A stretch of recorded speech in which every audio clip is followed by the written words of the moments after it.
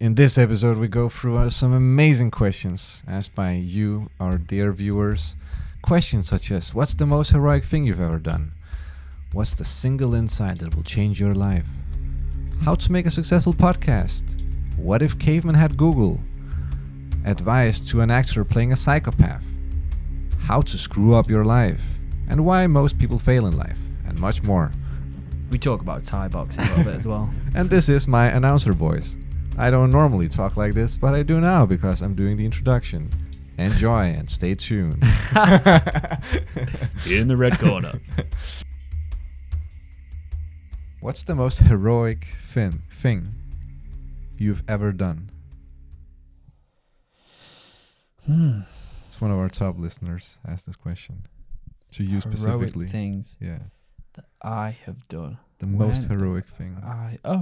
Yeah, like if they were to make a movie about you and you were the hero, and they had to like do a scene where they depict you as the hero against all odds, or Yeah, I think there's only it's quite a recent thing. It's probably about is it the old lady? Where you went? so I wouldn't see that You went and you had a bagel with an old lady? with Smurbrel. Oh yeah. I think I was her hero, yeah. Yeah. Because I could see no one was having conversation with her, and then I was just like, could tell that she needed conversation. I thought that was pretty cool. Yeah, That was pretty heroic. but that isn't like a movie. You know what I mean? Do you know what I mean? Like, it's not like you just saved. Whoa! He just like this granny was just walking alone, and she was gonna have smørbrød for the last time in her life. Yeah. And then everyone was basically just rejecting her in the train, and this young bodybuilder You opened need to his stop heart. calling me a bodybuilder, bro. I keep seeing every time I see it, I'm like, I need to bring that up on the podcast. Like, I do not name myself the bodybuilder. I am not building my body. It's just happening. Oh yeah, I got called skinny today. Oh Some yeah. guy I've seen in a while. He's like, "Oh my god, you're looking skinny." It's like, "Cheers, mate." Then he's like, took my shirt off. Then he's like, "Oh my god, you're really pale." I was like, "Is there anything else you want to say?" He's like, "You look like an aspirin, but a good aspirin." And I think he is gay. And I nearly said, "Would you eat me?" But then I thought that was too far.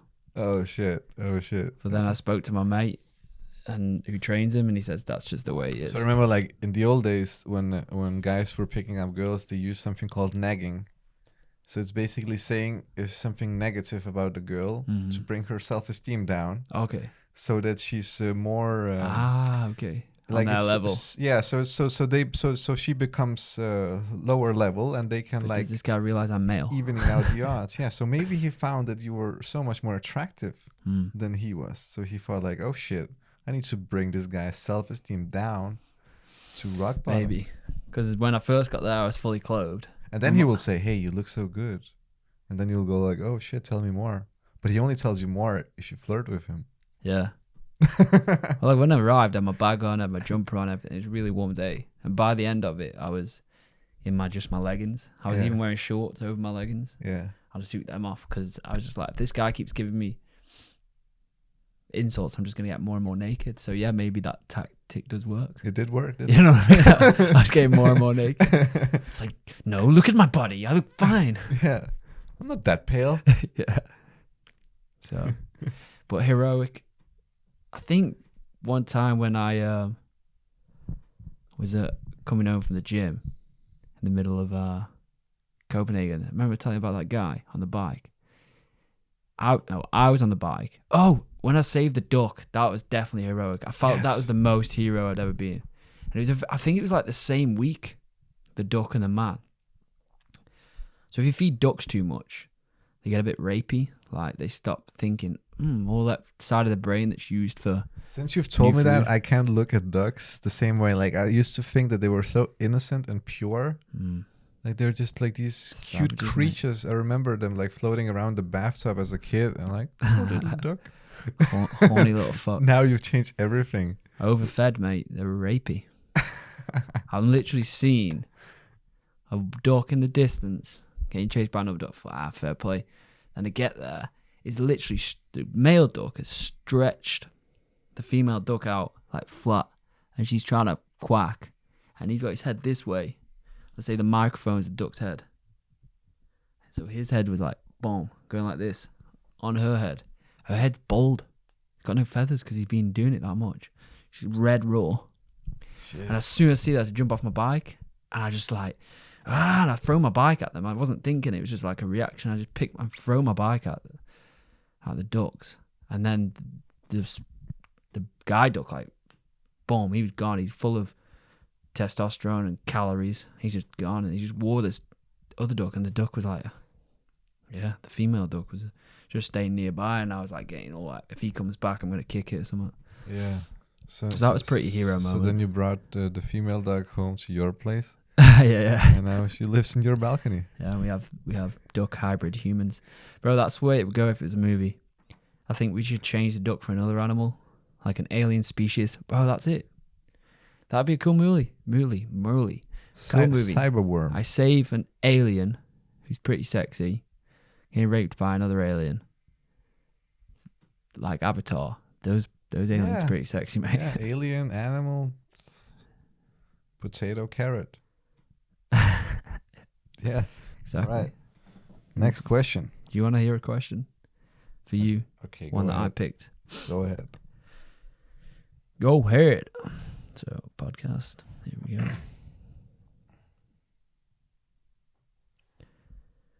Does sex matter? Is it a negative or a positive when it comes to development? Is it limiting, or is it just like anything else? It depends on the sex, who it's with, and how it's done and perceived. Shit. That's a big question. That's what I picked, mate. It's a lot of effort. If you put effort into the question. There's a lot of... okay, so let's break it down. Does sex matter? No, it doesn't. Boom. So that's what... It doesn't matter. I think the... Yeah, it's not as important as people think. Mm-hmm. It's definitely not one of our basic needs. And it's especially not something men should pursue in their life. Because it just blurs their fucking vision, and they can get stuck in a whirlwind of sex and testosterone and females that don't respect them for many years, and they don't get shit done with their lives. It's a horrible thing. Like, I would sacrifice it any day for doing the things I love to do and just being myself. That being said, it's an amazing thing if you don't get attached to it. Mm-hmm. Yeah, just like anything else. Don't get attached. Enjoy it. Don't chase it. And yeah, don't chase it. I think that's the main thing. Like, we are biologically built to chase sex or reproduction. Mm-hmm. And I think it's one of the things that has the most powerful hold over us. Like, people mistake love for sex. Like, they use the two words interchangeably. They are saying like, oh, in love. No, you're not in love. You had sex, you exchanged hormones, now you're attached to each other. Mm-hmm. That's all it is. It's not love. But love is something different. Love is something that comes once we remove the attachments. And one of these attachments is actually falling in love. You know what I mean? It's we have to let go of it before it comes to us. So to break it down simply, love yourself, and then you can love others. Good answer, bro. Was that a good answer, or was it too I think too complicated? no,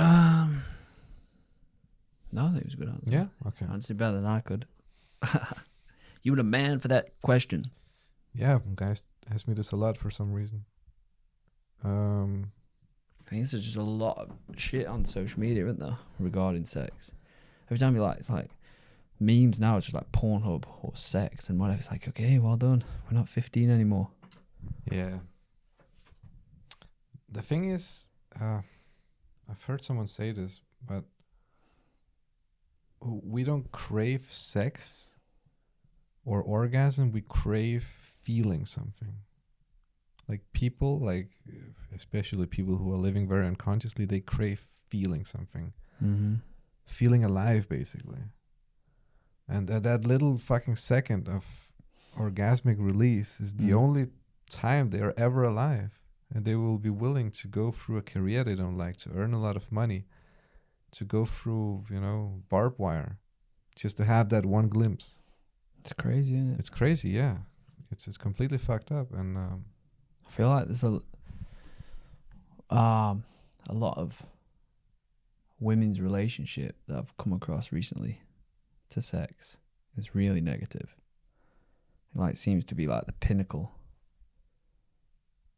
of things, and I can see it in them. They give it so much power.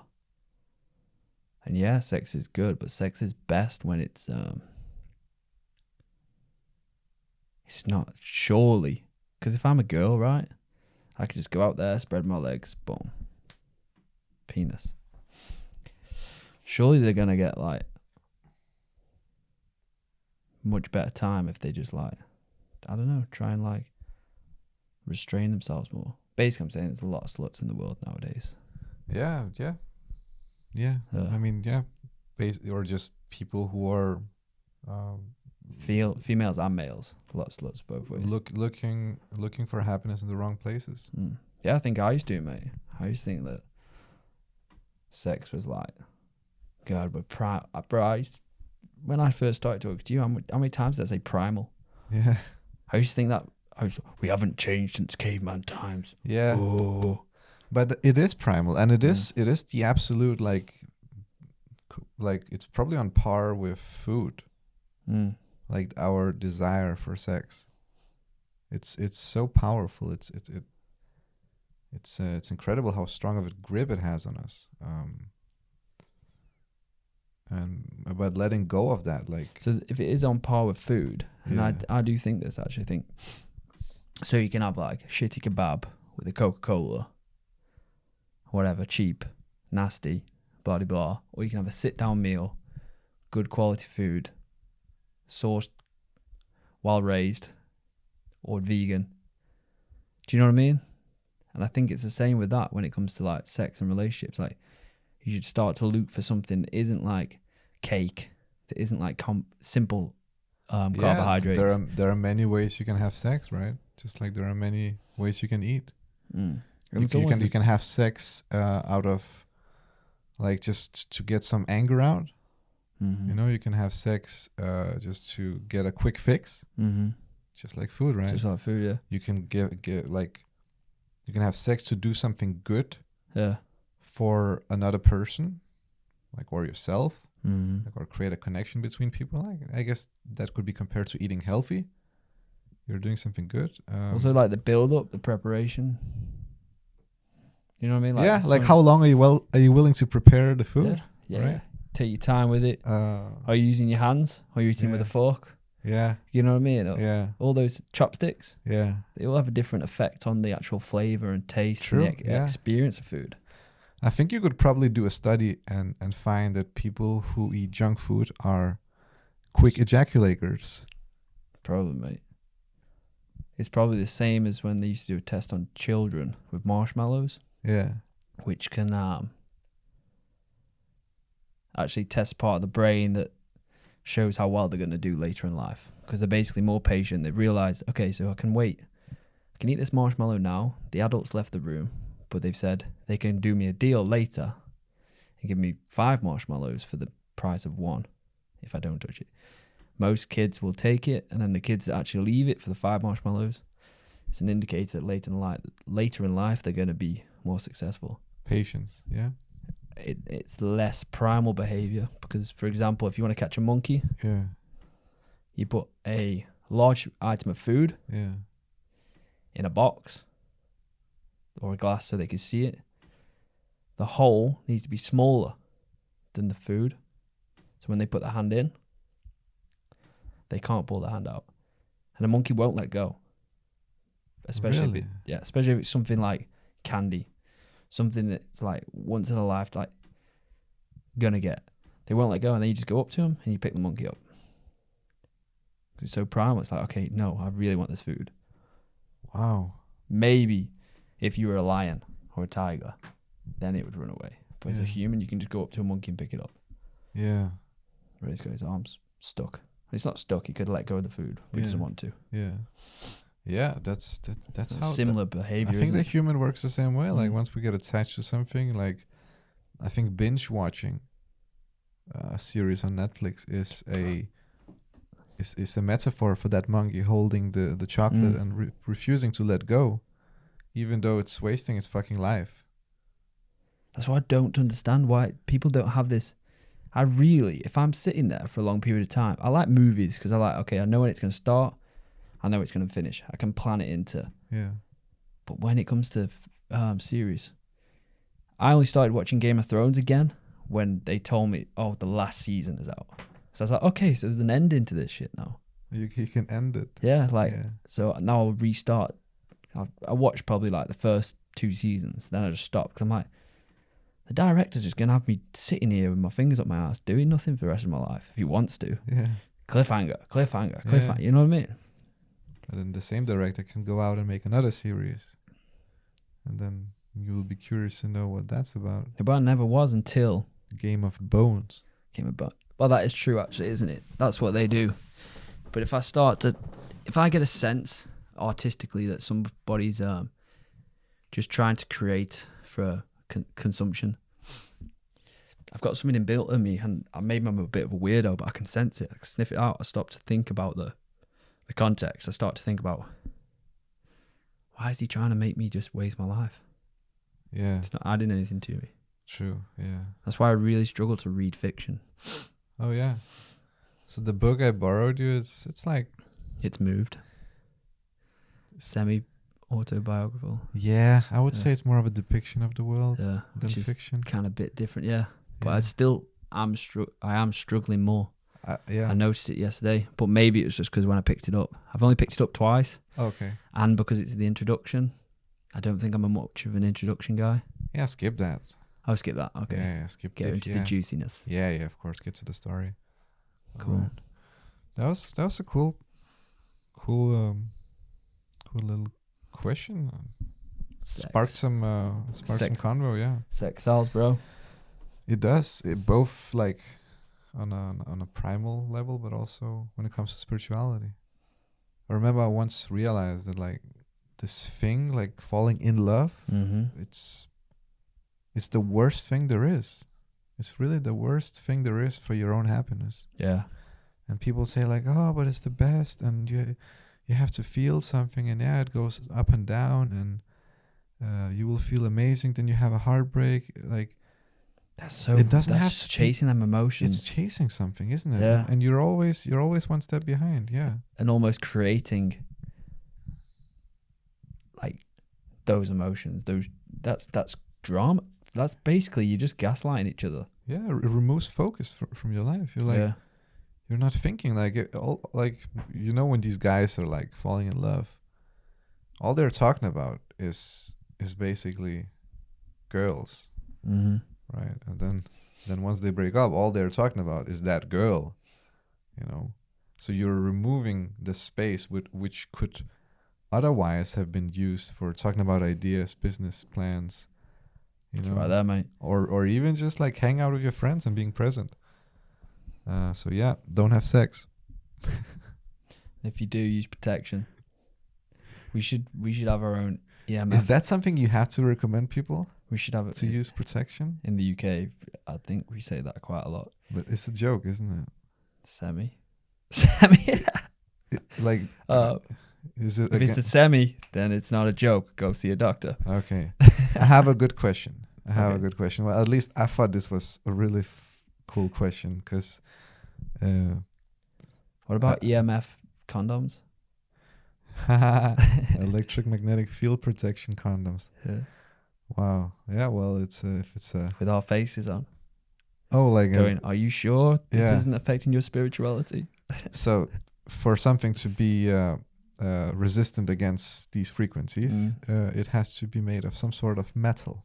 Might be a good idea. So we will definitely Little- have the most Pricey Johnnies. pricey and preventive. Yeah, we're gonna be the first 100% secure condom. Iron filings. Yes. Yeah. It's not really your penis. And it's it's attachment proof because you will not feel anything. Yeah. And you will last forever. Yeah. Shit, man. That's a good idea. Yeah. All right. If someone was to play a psychopath in a movie, an actor was to play a psychopath in a movie, what advice would you give him? I'd actually give him to be the same advice I'd give any actor, I think. Be present. Try and think. But like specifically in for this role, like because he's playing a psychopath. Okay, yeah. So I think I come across more of a psychopath. Now I'm like looking inwards. So I think I'd get the actor to practice that. I think I'd say, right, try and stay in character, meditate, and then try and overly listen to people and overly have high eye contact. Minimal blinking. Because I think that's what I do now. And I think like, I think of myself sometimes like, whoa, you're so calm in yourself, Joe. Like, do people think you're now weird? Are you now looking like a psycho? But then I don't know. Maybe a few twitching as well.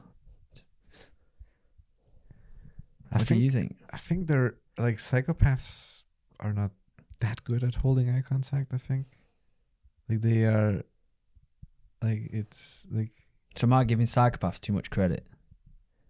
Yeah, I think psychopaths are like these people who don't feel anything, aren't they? Okay, so maybe I'd say to them, try and okay, so let's think of psychopaths. The guy from American, what's it called? American Psychopath. American Psychopath. I haven't watched it, bro. Okay. So I think I've got it. Try and imagine inside all the time. There's a volcano.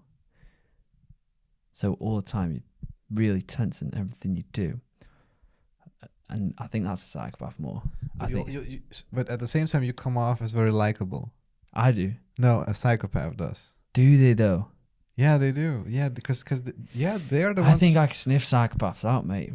They rise to the top in any corporate. No, they don't. Is that true? That's just what people. That's what people say. That's like the same as the alpha male, beta male definition. They say that they're a psychopath, but really.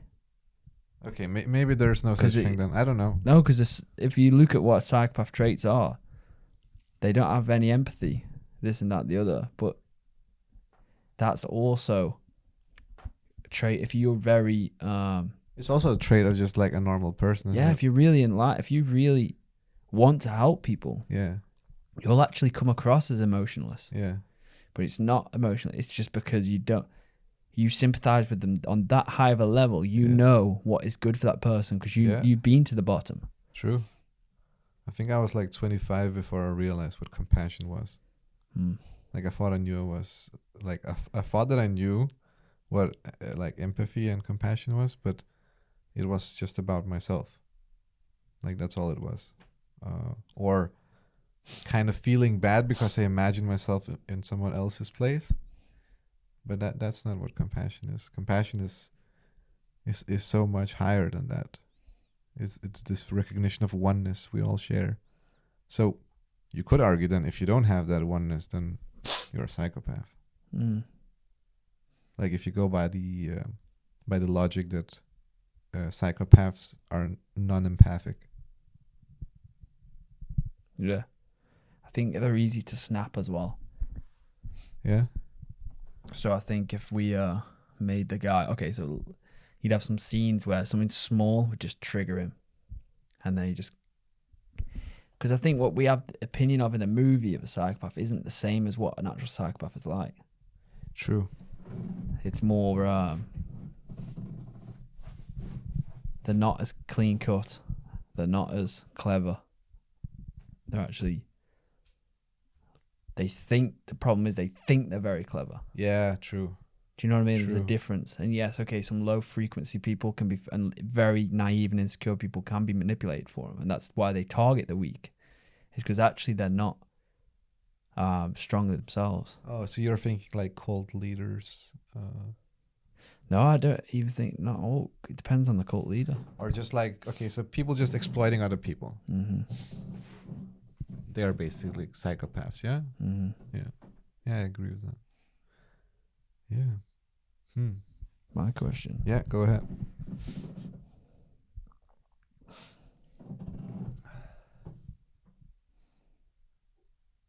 What triggers you the most? And what do you believe in that you think triggers others? Fuck, what triggers me the most? Okay, when people are logically inconsistent.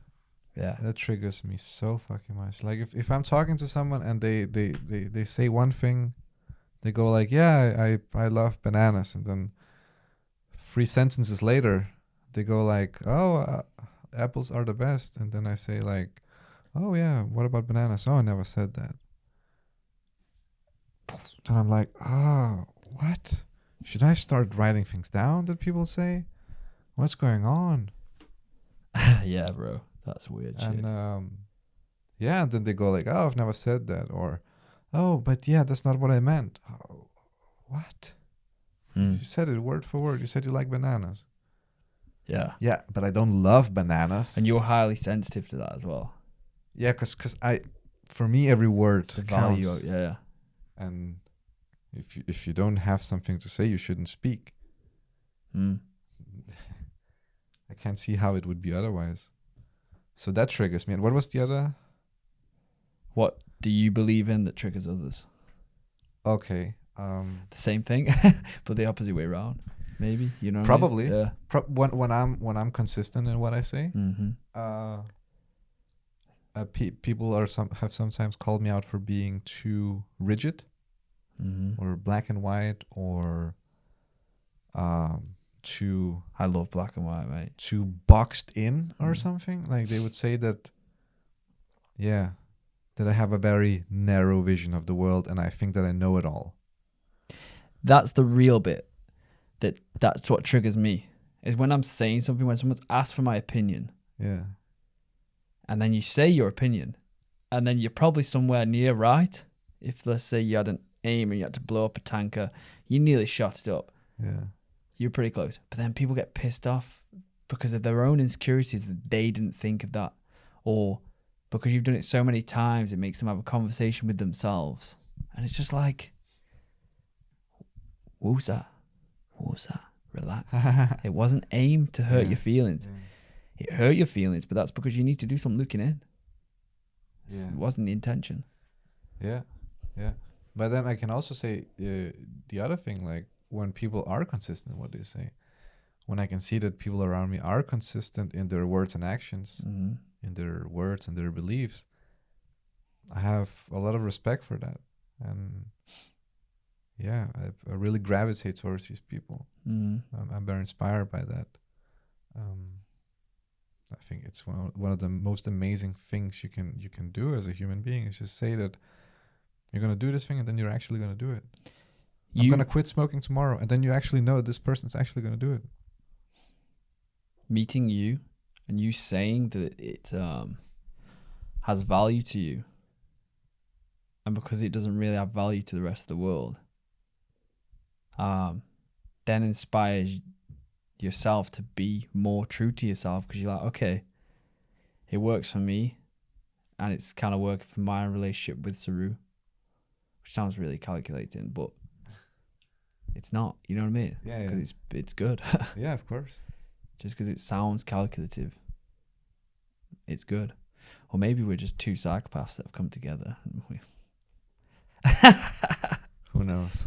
I don't know what a psychopath is. I don't think. Should we look at the definition? I think I saw Russell Brand try to break down the word once. So what I'm doing's already be done.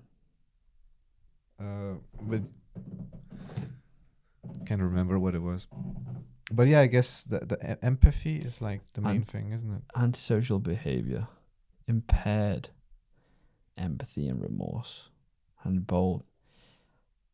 Egotistical. Bro, this is nothing to do with the object. This is to do with who's viewing the object. It's true, yeah. This could be the most beautiful flower in the world, but someone's seeing it as just because it's a flycatcher. Why is that tree just standing there and not thinking about others? Yeah. He's just standing there, producing oxygen. That's actually very triggering for like someone who seems quite powerful, actually.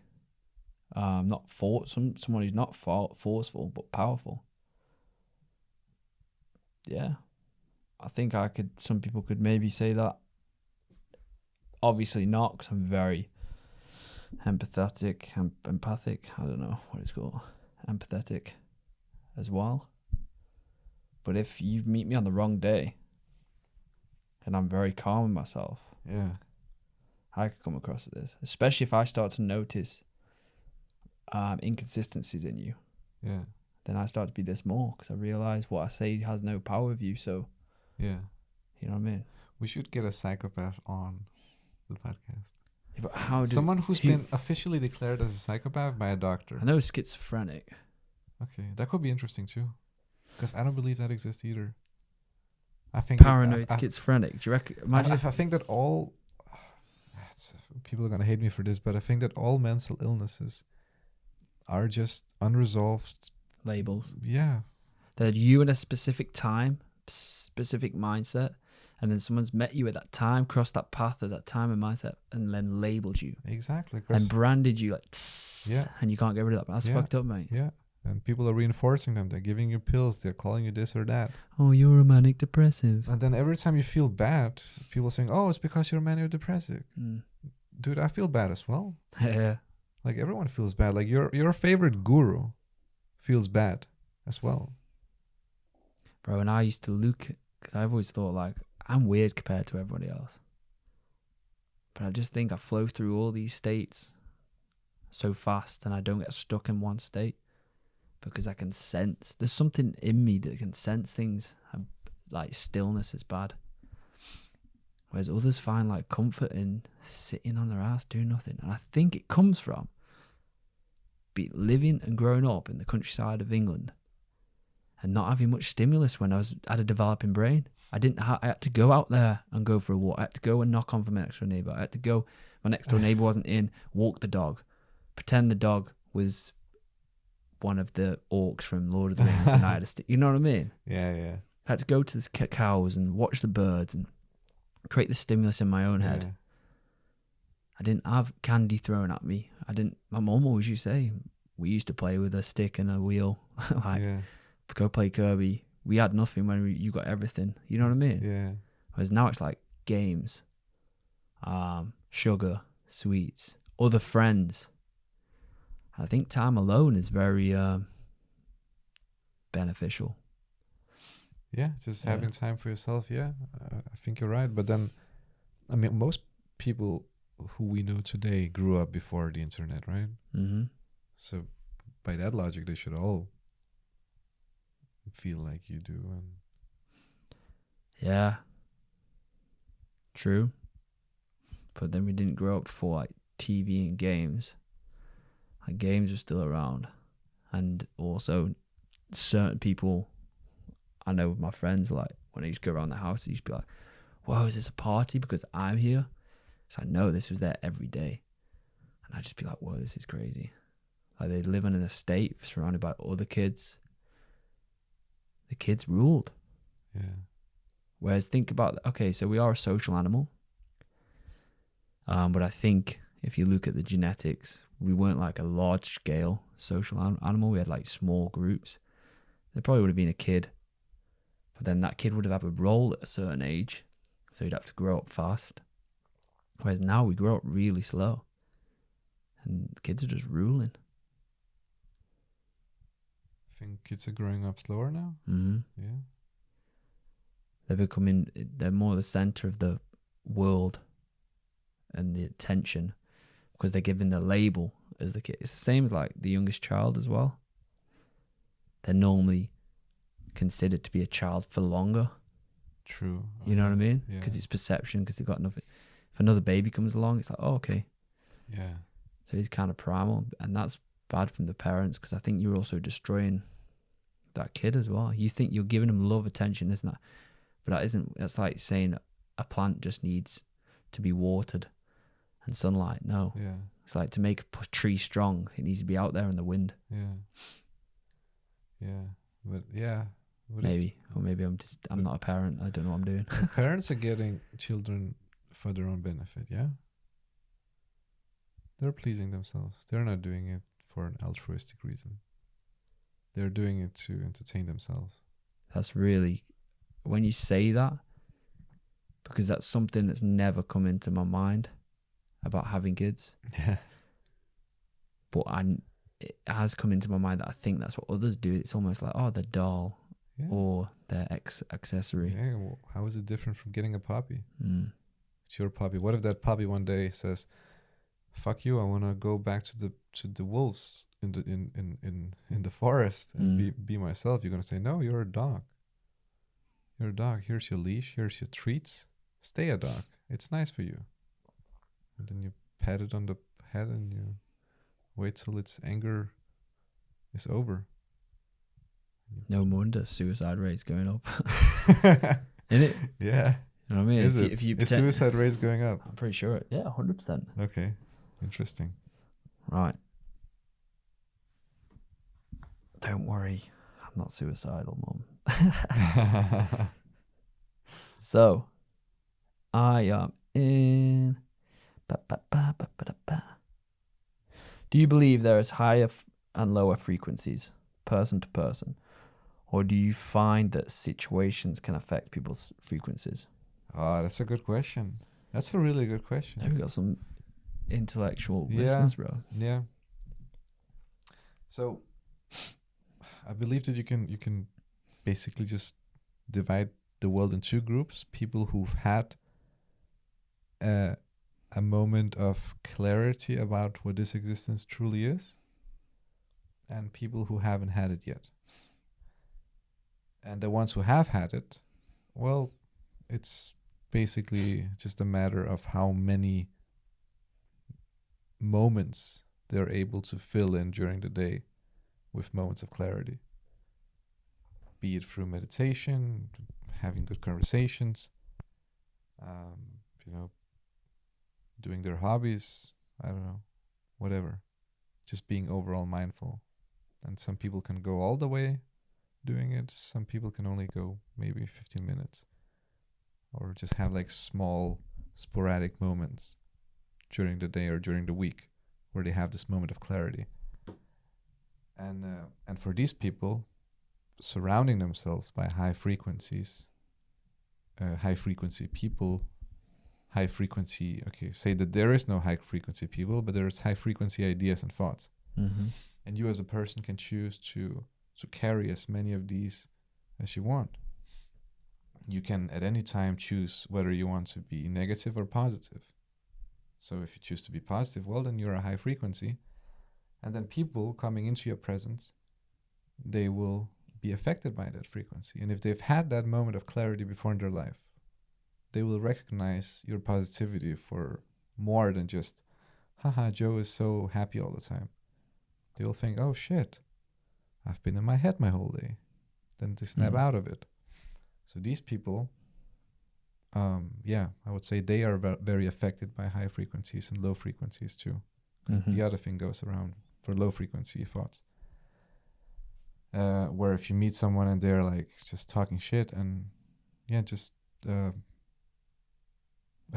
saying that you're pale and skinny, it's not something that's gonna give you more clarity in life. It's gonna cloud your mind. Yeah. It's gonna give you. It's gonna maybe not for long, but it is gonna give you an insecure thought. Mm-hmm. Like, for some people it's gonna go away like that. For other people it's gonna go like a little cloud passing your mind, like. Some people might even bring it back home and have it for a few hours until they snap out of it. But then for people who have never had a moment of clarity, they will just meet that low frequency people and they will think, oh, this guy is a fucking idiot. I hate him. And then they will try to externally solve the problem that has been created. Sorry, mate. So they will try to take drugs, or they will actually go to the tanning salon and get a tan, and go to the gym, pump some more iron, try to fix the problem in that way, because they haven't recognized that it's all going on in here. It's all going on in the mind. It's not the actual reality of the world. They don't know it yet. So I think that's what it comes down to. Have you had a moment of clarity in your life, or have you not? If you have, it's a different topic than if you haven't. It's a different topic, but for me, I still think it requires action, requires practice. Because I know for some days, like, if I have loads of caffeine, or haven't had good enough sleep, or let's say the people I'm around, I 100% know I can still get back into it, but it might take a lot more triggers to be like, Joe, what the fuck are you thinking? Do you understand what I mean? Yeah. Some days I can walk that, I can get up. This is why my routine's going to change. I think it's going to help me. I think I'm developing. Like, get up and stretch is the first thing I do instead of looking at my Instagram. You know what I mean? Instead of rushing for a shit and sitting on the shitter and having Instagram. Do 10 squats, do some stretches, then I'm in my body. Same with sleeping. When I stretch before and read, or stretch and listen to our music. Get into my head, mate. Well, I don't get into my head. I actually get into my body. I get into everything. Yeah. And yeah, if there's like a day like that's disrupted a little bit, it can take a few more triggers to actually be like, okay, Joe, breathe. You know what I mean? Yeah. So I'm not sure. I think it's like a pump. Okay. And once it's this high, like, it can still trickle out. Right. But it still needs to refill a bit. Okay. Yeah. That's why I think it's a bit more like. Yeah. I think there are many ways to think about it. I like the idea that your mind can only hold one thought at a time.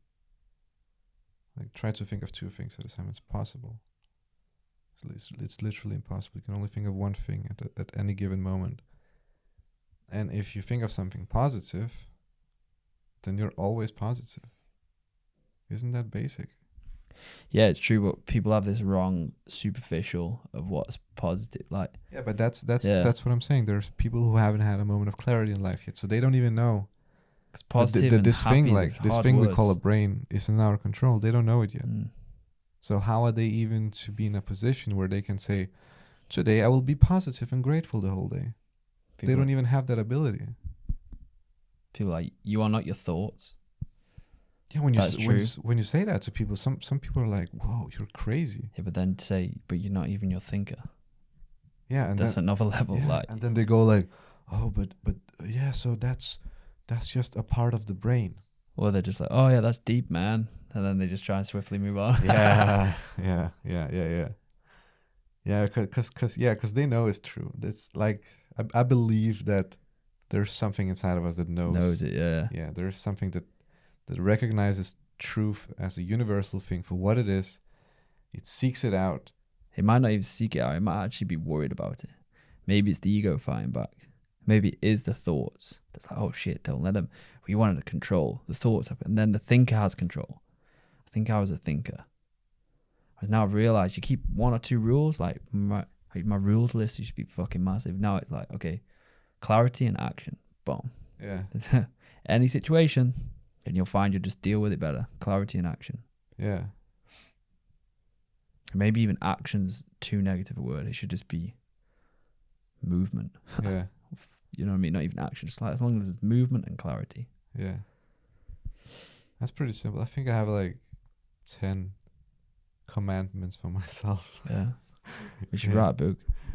Yeah. The Freeway 10 Commandments. No, but you shouldn't follow them because that would just make you miserable. That's a cult. Yeah, that's true. You shouldn't tell people what to do. Let me ask you a question. Is it my turn now? Oh, yeah. If cavemen had Google Mhm. just for one day, what question would they ask? They would be like, "Can I eat this plant? Yeah, Can I not eat this plant? you think so?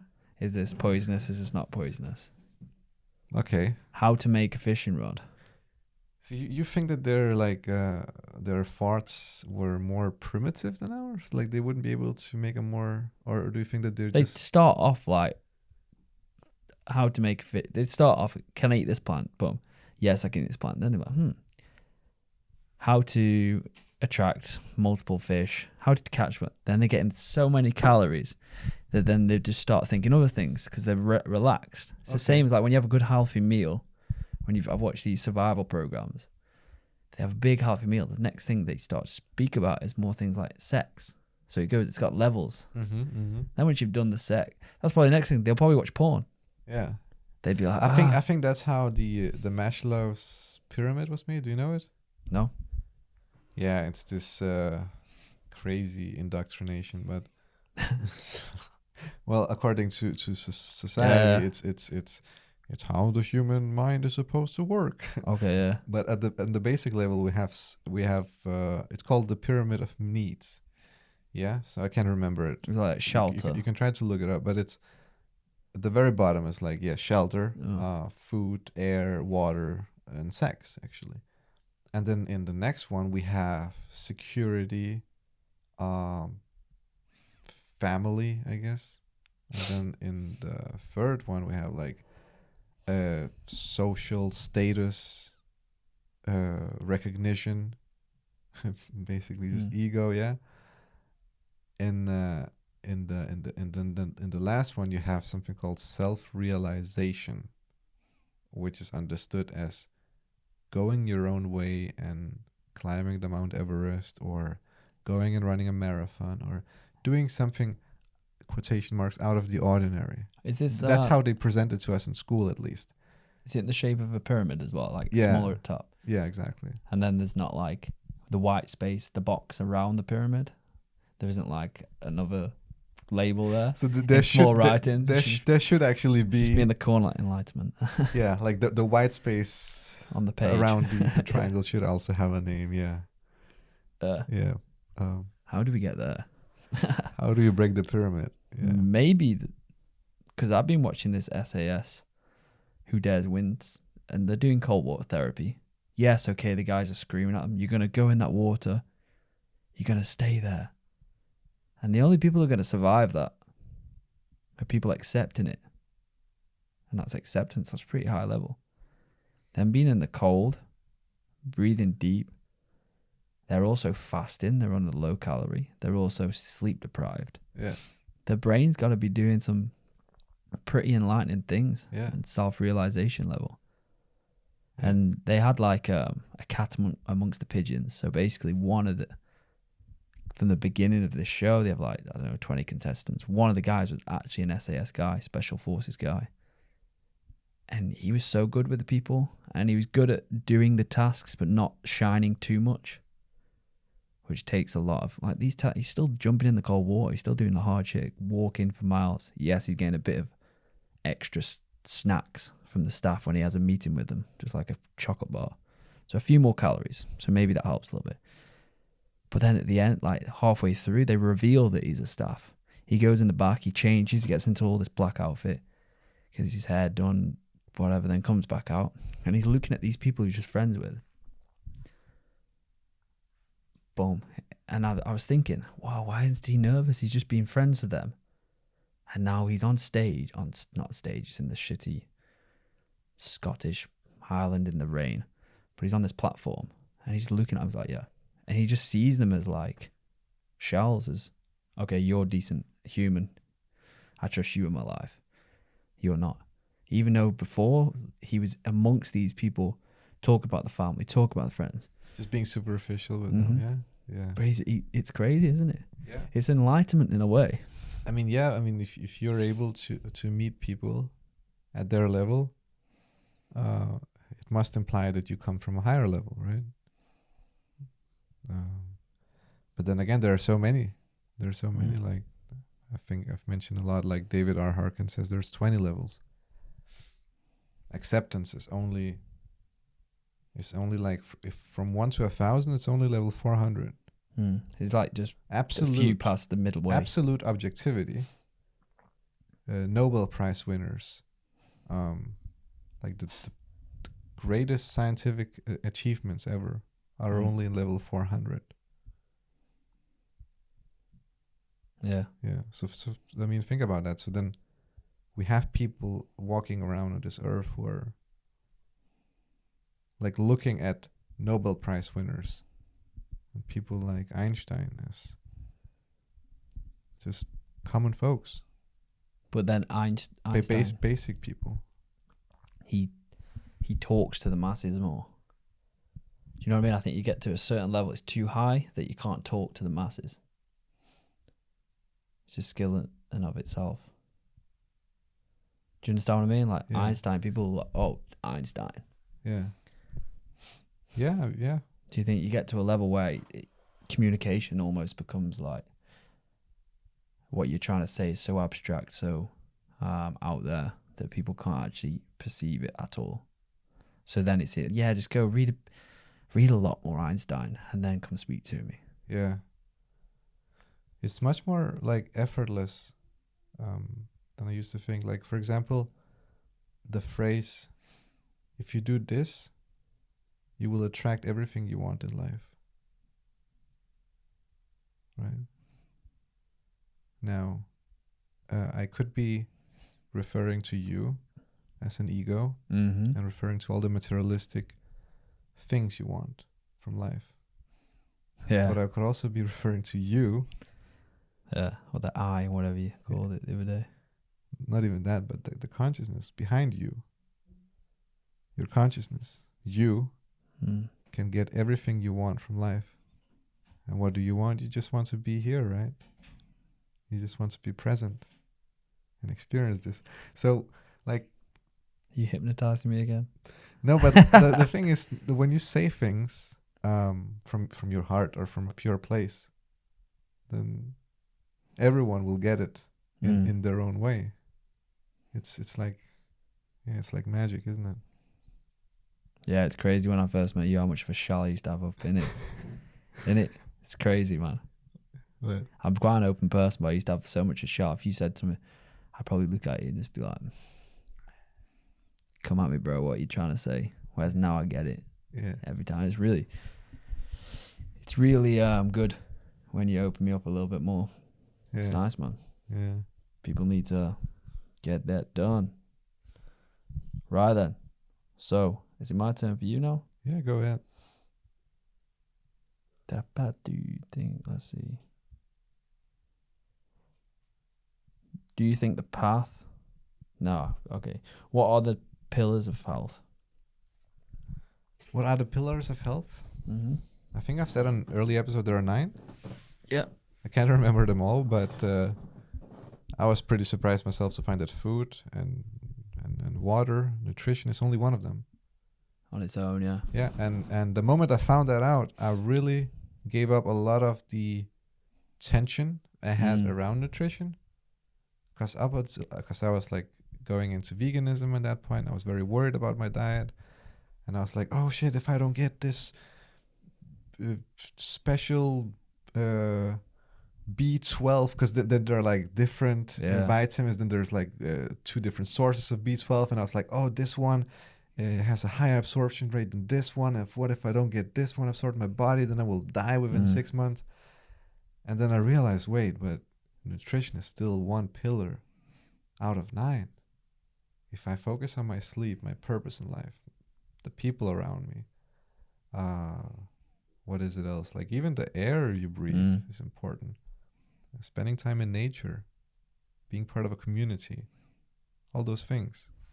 Then you can probably eat bread your whole life and still live to 100 and be perfectly healthy. I something that like look at people in prison who become enlightened in prison. Yeah. You know, they in the best shape of their lives. Yeah. Completely ripped. I saw Jason Momoa's diet when he prepared for Aquaman. It looks like a beast. No dietitian would be like, okay, so for your carbs, the only carbs you're gonna get is from Guinness. That's like, bro. He said to himself, like, I've got to enjoy what I'm doing, and I enjoy drinking Guinness. If that's my only carbs. Shit. And I was just like, whoa, okay, so he's got high iron as well. Yeah. But it goes against the book, and he looked incredible, mate. He only drank Guinness. Yeah. Well, not only drank Guinness. He ate like a very whole foods diet. 0 carbs, pretty much. That's crazy. Just meat and veg.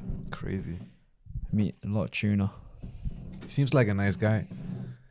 Yeah, he does a lot for... It's the Drogo, yeah? Yeah. Khal Drogo. From Game of Thrones. If I could be reincarnated and pick who I'd be reincarnated, bro, I'd come back as him. He's a beast, mate.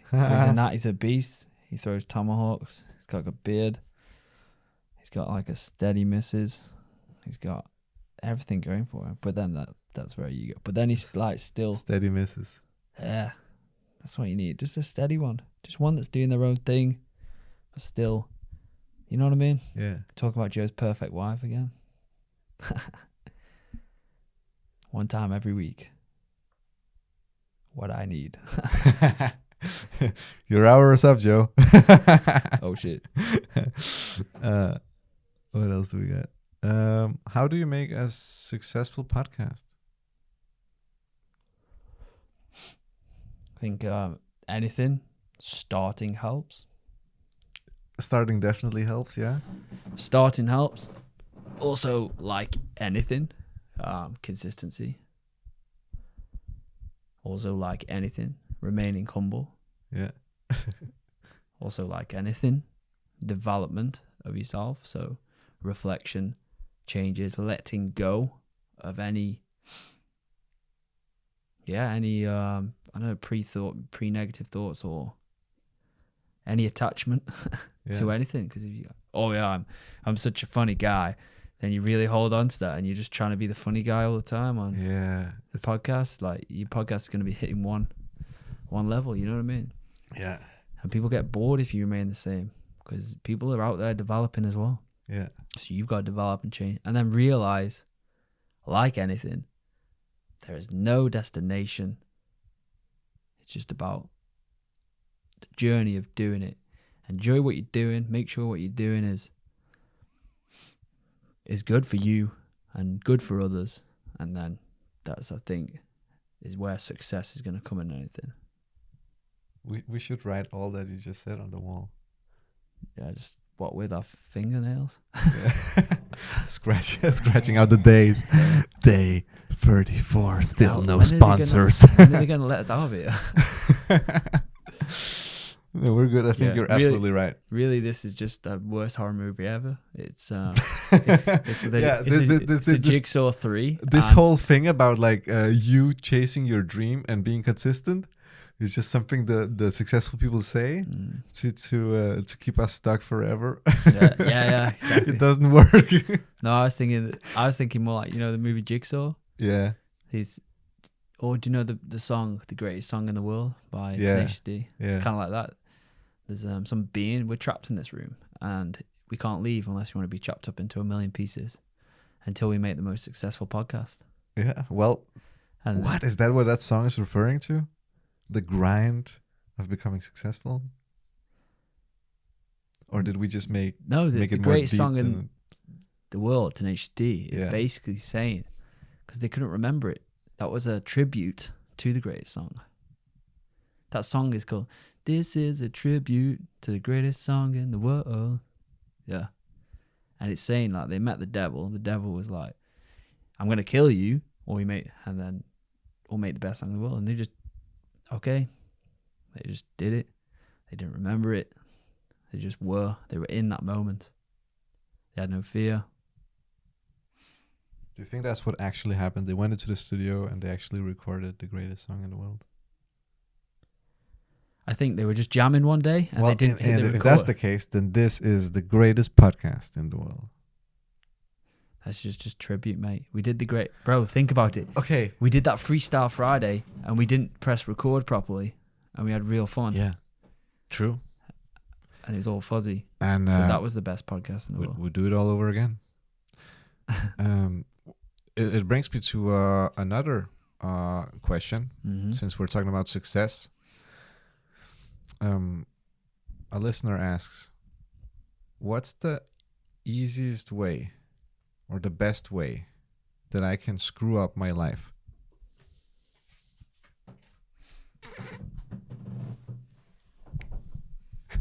Like how you're thinking about this. Makes it more dramatic. If Yeah. I stroke my mustache and beard. Easiest way is to find comfort and not listen to the irritations of comfort and to chase more comfort. You know when you get that feeling like, oh, I've been sat in this chair too long, and you're, I'm going to overcome that. Been watching this Netflix series too long. But Even if your ass hurts, Yeah. just keep sitting. Yeah. Then it's And gonna. if you feel bad about your body, keep eating the chips. Yeah. You're sitting there watching the Netflix, Oh. and you get this like irritation feeling, and to overcome that, I'll just go get a bag of chips. So, what about sleep? How much do you recommend?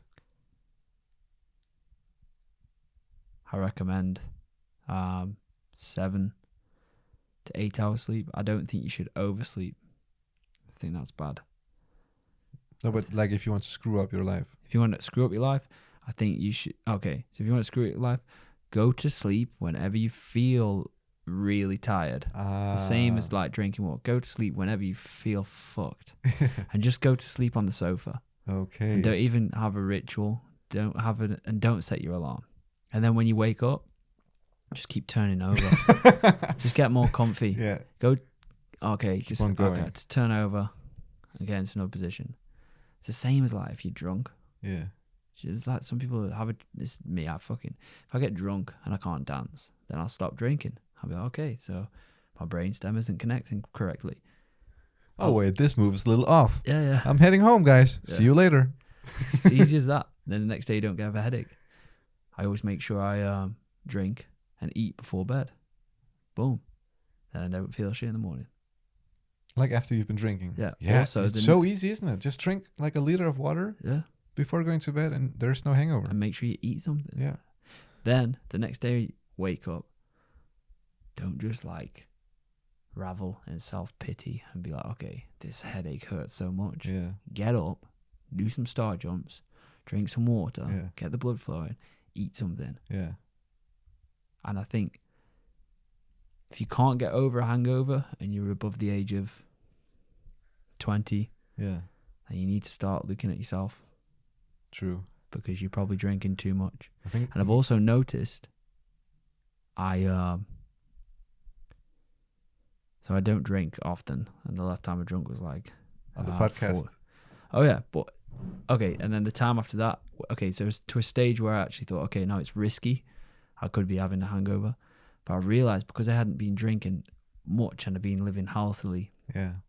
and all my systems were at full capacity, that the next day I woke up completely fine and fresh. Yeah.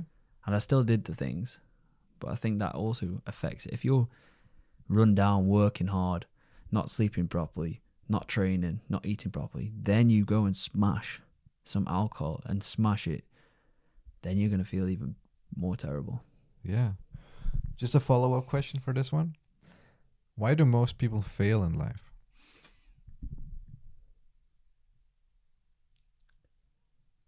I think you fail in life. I don't think... Like most people do fail in life, don't they? Maybe so it's if you're putting an attachment on what failure is, if you're putting a goal and an end, instead of realizing it's not about succeeding and just realize it's about being. But if you look at people who are like on their deathbeds, like what they are basically saying is, I failed. They're all saying the same. They're saying like, Do they all say the same? Yeah. Do they? Fuck, that's bad. Yeah. Yeah. Maybe 99%. say that they failed in life. But not the guy who sat in the middle of the street in Vietnam who set himself on fire and still had a stone cold face on him. Yeah. That the guy not only was burnt to death. Yeah. You cannot be burnt to death and sit in that meditation pose with a calm face Yeah. if you're not ready to go out, man. And he was fit. He was healthy. Yeah. He wasn't like, I'm dying. He was calm. He's like, Right. he hadn't. He didn't. You saw that picture. I sent There you? was no Half his face, tension. He was just like, There was no tension in his face. and he got beautiful cheekbones because he looked after himself all his Yeah. life. Like perfect. Boom, boom. Yeah. I was like, that's a cool picture. First time I saw that, I was like, oh, that's edited. Yeah. And then even like, his whole body was burnt to a crisp. And yeah, okay, by the end it's like this.